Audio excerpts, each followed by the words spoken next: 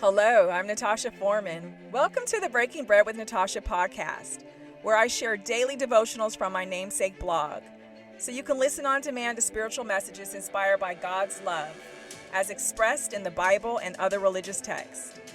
You can read along at breakingbreadwithnatasha.com or sit back and take in the Word. Either way, I'm blessed to have you break bread with me. Without further delay, let's begin today's message.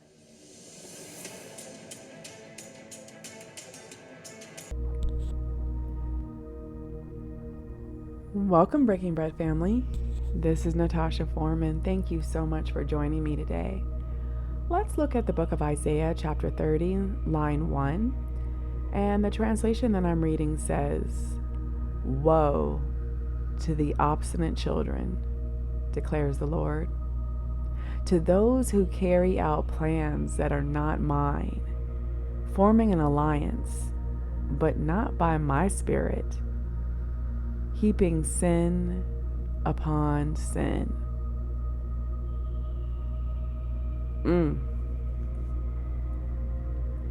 Think of the countless crimes that you heard or read about where the perpetrator declared their actions were done in the name of God or inspired by God.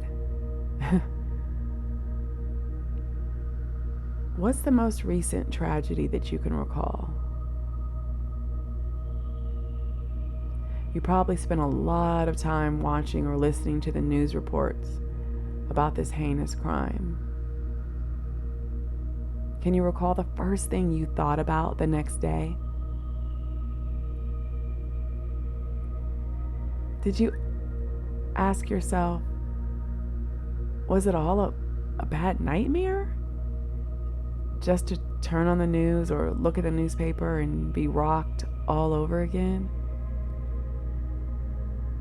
Whenever I come across a news story about something tragic happening, I'm always stunned, and the next day I wake and wonder if it was just a bad dream. And then I pray. I continue to pray for the minority of religious zealots in all denominations who think they are doing God's work when they intentionally inflict harm on others. Whether it's an act of violence or theft, we must be reminded of Isaiah 30, line 1, and understand that God will rebalance those scales that have been disturbed by obstinate children. I pray for all militaries and governments who try to balance God in their daily walk. It's a heavy weight to carry when you know that you possess the tools that can take life that you didn't bring into the world and have no authority over. Think about something. If God truly came first, our world would be a better place.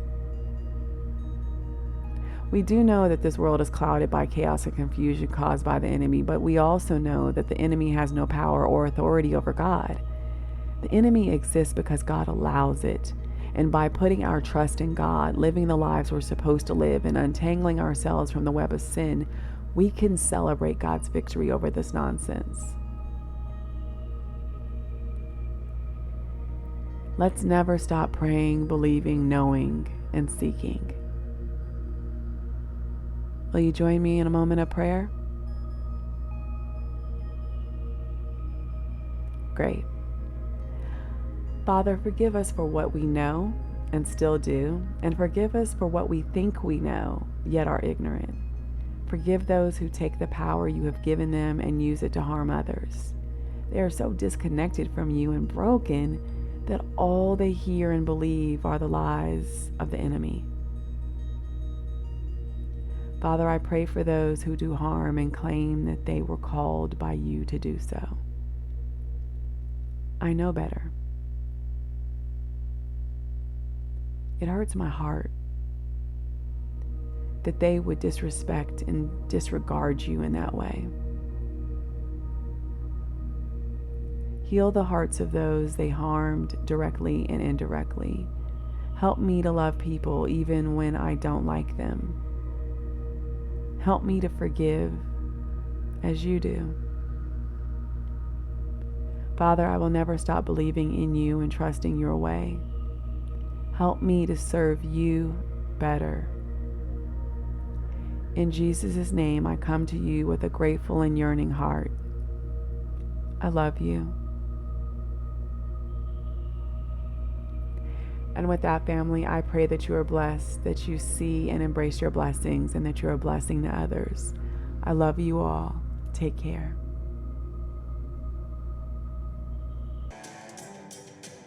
Hi, family. If what I shared in today's message resonates with you, I hope you will share it with others. Feel free to leave positive comments and reviews on my site, breakingbreadwithnatasha.com, and through whichever podcast provider that you're listening to me. Each day, I work to be a better steward and servant.